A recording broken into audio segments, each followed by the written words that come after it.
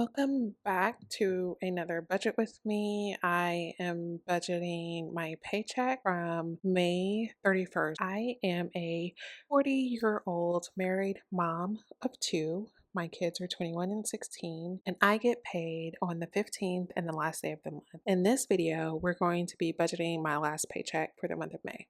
Before we get into actually assigning of dollars, I do want to highlight that I did rename some of my categories just to make things a little more concise. And I'm hoping that this setup is a little bit easier for me as well. I will touch on some of the categories as we walk through them, but if you have any questions, just leave them in the comments below and I'll do my best to answer them. So we're going to start at the top. As you notice, I didn't have any money and ready to assign. I stuck it all in this next month category when I was reconciling this morning because I had some funds that weren't for my paycheck that I wanted to assign elsewhere.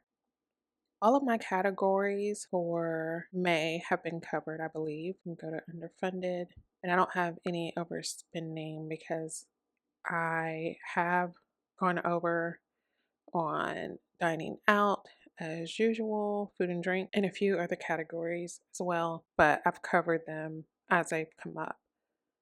One thing that you will notice is the target is listed here, and anytime I assign more than a target, it's in red. That is a benefit of using the YNAB toolkit, and so it will highlight red anything where you've assigned more than a target, and it's a good way to easily highlight any overspending that was done for the month. Anyway, let's move over to June and start assigning. The first thing I'm going to do is assign half of the money to tithe, and I'm going to try to fund half wherever I can using this button from the YNAB toolkit.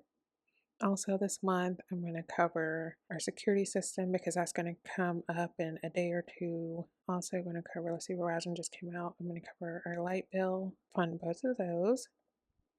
And then I'm going to fund half of my car payment. If you haven't been watching my daily videos, my car was a total loss and I did have to replace my car. My car payment on the new car is a little bit lower than the one on the last car, even though it's a newer car. Those are the bills that I'm going to cover. Next, I'm going to go to daily, and a lot of these like dining out, fuel, hobbies, and household consumables, I fund half just because if I fund the whole thing, I'll spend up all my money in the first half of the month. I'm going to fund half of those. I'm also going to fully fund these. These categories down here are my groceries, and so I'm going to fund 2 weeks of groceries until I get paid again on the 15th.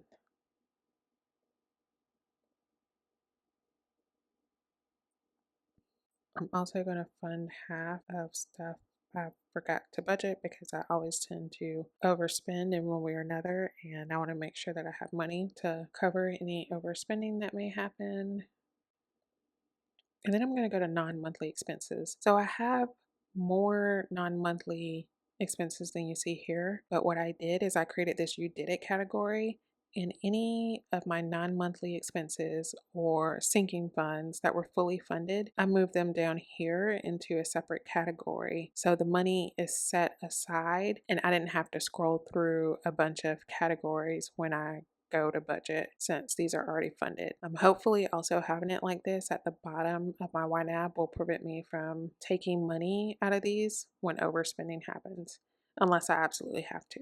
Before I fund my non-monthly expenses, I think I created sinking funds, which is supposed to be 20% of my paycheck, and I meant to set that aside before I got started, but since I forgot,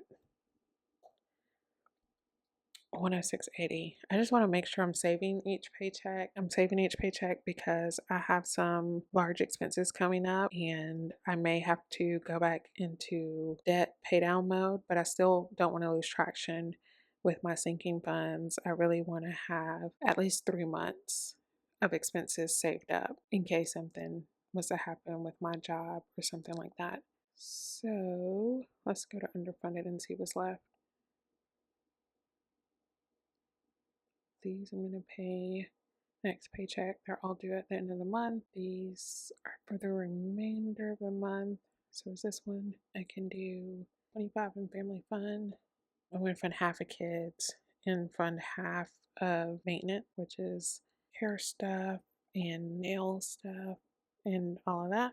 And then I'm going to fund vacay because we do have some travel planned for this summer. I'm not big on traveling, but my husband loves to go places. And so every now and again, he'll convince me to leave the house and hang out with him. I don't ever get bored or tired of, enjoying my mortgage. I've got 131.44 left, and I am just gonna park that money in next month. We'll budget that money with any money that we receive on the 15th. I've still got this 506.80 in my sinking funds. So what I'm going to do with this is I'm going to go back to May, and I do have a car replacement fund. I'm going to try to replace some of this money that I took out for car taxes and things like that.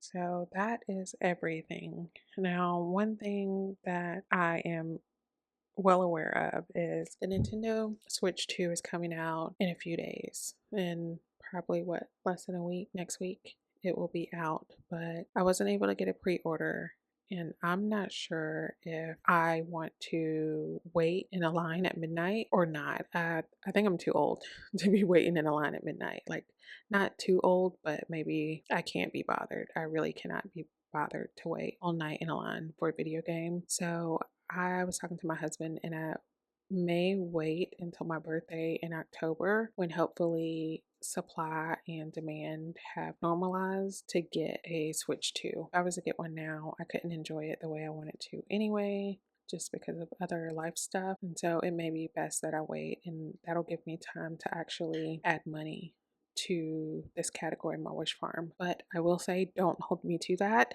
I am very impulsive. This channel is called The Spender's Guide to Budgeting for a reason.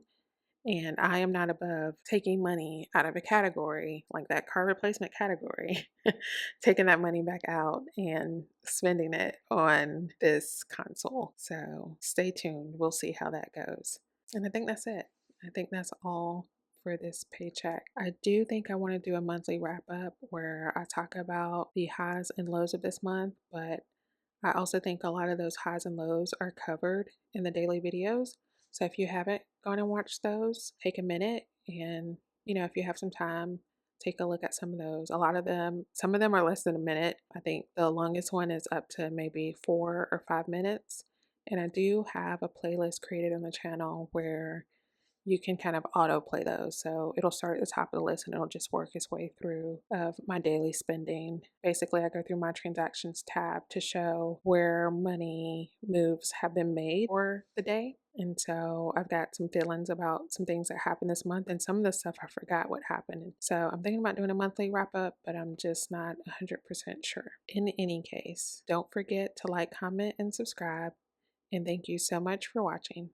I'll catch you next time.